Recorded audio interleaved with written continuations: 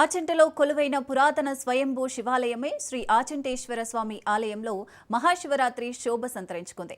శ్రీ స్వామివారికి కళ్యాణ మహోత్సవం, శివపార్వతులకు ప్రత్యేక అభిషేకాలతో పూజలు నిర్వహించారు. మహాశివరాత్రి సందర్భంగా ఆలయానికి వచ్చే భక్తులకు క్యూ లైన్ల ద్వారా ఉచిత దర్శనంతో పాటు ప్రత్యేక దర్శనం కూడా కల్పించామని ఆలయ కమిటీ చైర్మన్ తెలిపారు.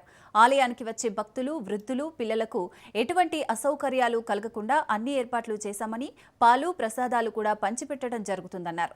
దీనిపై మరింత సమాచారం మా పశ్చిమ గోదావరి ప్రతినిధి Satish face to face. Godavari జిల్లా ఇక్కడ ఆచంటలో ఉన్నాం. మనం ఇక్కడ ఆచంటేశ్వరుడు అంటేనే ఇక్కడ శివాలయానికి చాలా ప్రసిద్ధి. అంటే ఇక్కడ స్వయంభూగా వెలిసారని చెప్పి ఇక్కడ చాలా కాలం నుంచి కూడా ఇక్కడ పూజలు అందుకుంటున్నాయి. శివాలయంలో ఇక్కడ ఉన్నాం మనం.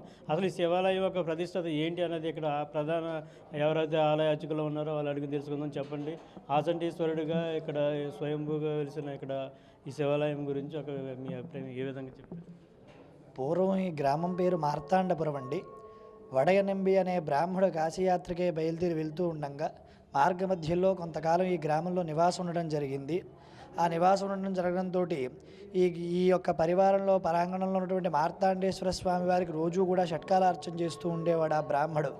పరమనాచి అనే ఒక వేశ్య ఇప్పుడు స్వామివారి యొక్క గర్భాలయమే ఆ ఒక వేశ్య యొక్క గృహము. ఆ గృహంలో ఆ పరమనాచి నివాసం ఉంటూ అదే మార్తాండేశ్వర స్వామికి ఉదయము సాయంత్రము కూడా నృత్యం చేస్తూ ఉండేది. అనుకోకుండా బ్రాహ్మడు చూసి ఆ స్త్రీని వివాహం చేసుకుందామని చెప్పి అడిగేసరికి నేనున్నటువంటి వృత్తికి మీరు వివాహం చేసుకోవడం తగదని చెప్పి తిరస్కరిస్తుంది.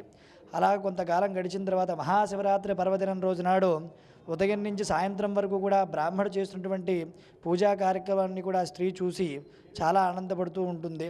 అలాగే ఆ స్త్రీ సాయంత్రం పూట నృత్యం చేస్తూ ఉంటే ఆ స్త్రీని చూసి కూడా చాలా ఆనందపడి మోహితుల ఇద్దరు కూడా ఇదే గర్భాలయం నందు కూడా ఇద్దరు సంభోగిస్తూ కాలాన్ని గడుపుతూ ఉంటారు. అనుకోకుండా 12వ కాల జామ సమయం అయ్యేసరికి ఆ శివారాధన చేయడానికి ఈశ్వరుడు పిలిచినట్టుగా అనిపించి ఒక్కసారిగా ఉలిక్కిపడి లేస్తాడు ఆ బ్రాహ్మడు.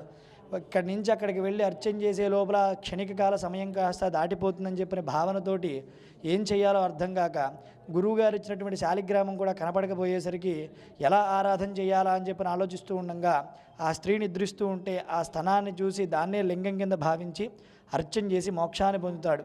ఆ తర్వాత పరమేశ్వరుని ఆ స్త్రీ అడుగుతుంది, నా స్థనానికి అర్చన చేసి మోక్షాన్ని పొందాడు ఆ బ్రాహ్మడు, మరి నా యొక్క పరిస్థితి ఏమిటయ్యా అని చెప్పి అడిగితే ఏం కావాలి అని చెప్పని ఆ స్త్రీని అడిగితే ఏ స్థలాన్ని చూసి అర్చన చేసి మోక్షాన్ని పొందాడో అదే స్థల రూపంలో ఇక్కడ స్వామివారు వెలిసి ఉండాలని చెప్పని కోరుకుంటుంది. తప్పకుండా అని చెప్పని స్వామివారు అనుగ్రహించి ఆ స్త్రీ కూడా మోక్షం ఇచ్చి అదే స్థనాకార రూపంలో స్వామివారు ఇక్కడ వెలిశారు. మరికొంతకాలం తర్వాత రావణాసుడి యొక్క సంహారం తర్వాత రాముల వారు యావత్ ప్రపంచమంతా కూడా తిరుగుతూ